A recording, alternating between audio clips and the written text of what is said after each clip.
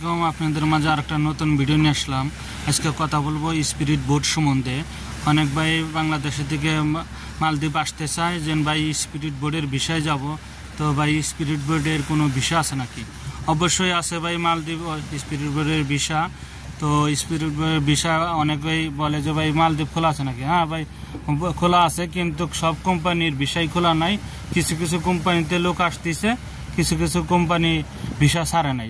যে কোম্পানিতে লোক লাগে না সেই কোম্পানিতে ভাই ভিসা ছাড়ে নাই। তো মালদ্বীপ অনেকেই জানে যে বন্ধ আছে কি, ভাই মালদ্বীপ বন্ধ নাই বা মালদ্বীপ খোলা আছে কি, কিন্তু সব কোম্পানিতে লোক নেয় না।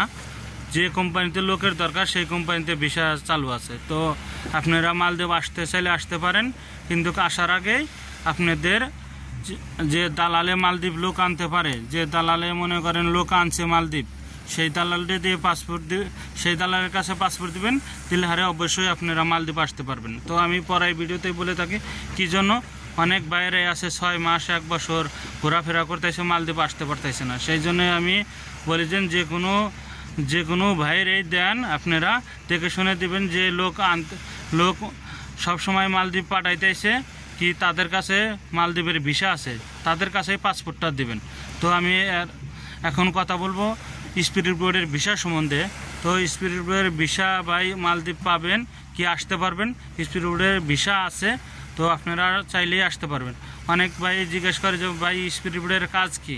ভাই স্পিরিট বোটের কাজ হলো মালদ্বীপ স্পিরিট বোট যখন যে কোনো আইল্যান্ডে কি রিসোর্টে চাপানোর পর মনে করেন ওটা রশি বাঁধা লাগবে। মানে একটা জেডি ঘাট আছে বাংলাদেশে, যেটা ঘাট বলে, তো জেডি ঘাটের ওখানে বাই রশি বান্ধাই না জায়গা আছে, ওখানে চাপানোর সাথ মনে করেন রশিটা বান্ধা নামবো। বাঁধার পর লোকজন নেমে গেলে আপনার ফেরা যদি ওখান থেকে স্পিড বোট ছাড় দেয় তখনই খুলে দেওয়া লাগবো। তো কাজ হলো এইটাই।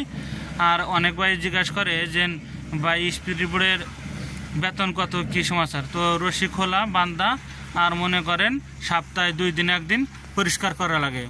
পানির মধ্যে থাকে, দেখা যায় একটু ময়লা টয়লা বললে সেটা নিচে পরিষ্কার করা লাগে। তো স্পিরিট বোর্ডে কোনো জুলুমের কাজ নাই, কোনো কষ্টের কাজও নাই।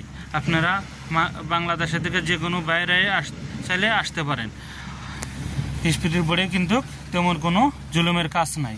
অনেক ভাই জিজ্ঞাসা করে যে ভাই স্পিরিট বোর্ডে কাজ করলে বেতন কত দিবে? ভাই স্পিরিট বোর্ডের বেতন হলো 7,000 টাকা।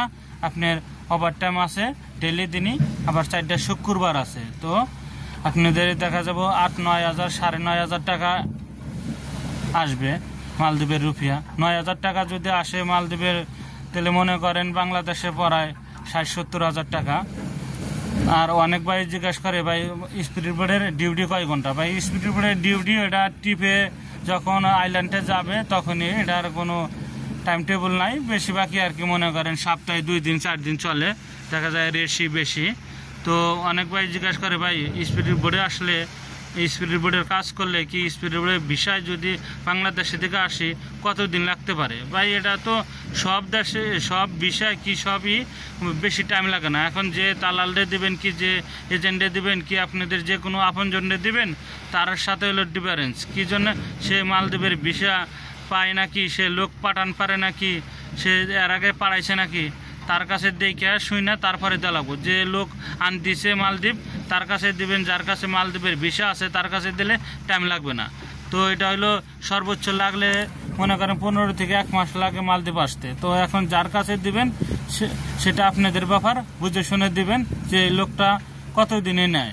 আমি যেটা বললাম যে মালদ্বীপ আসতে কতদিন লাগে, 15 থেকে 1 মাস লাগে ভাই। তো এখন আপনারা যার কাছে দিবেন বুঝে শুনে পাসপোর্টটা দিবেন।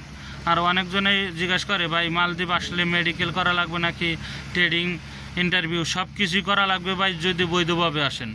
তো আমি আজকে স্পিরিট বোট সম্বন্ধেই কথা বললাম। যদি আপনাদের ভালো লাগে তো চ্যানেলটা লাইক শেয়ার কমেন্ট করে যাবেন। আর এই চ্যানেলটা পাবেন, আমি চেষ্টা করবো আপনাদের নিত্য নতুন ভিডিও দেওয়ার জন্য। তো ভালো থাকবেন, আল্লাহ হাফেজ।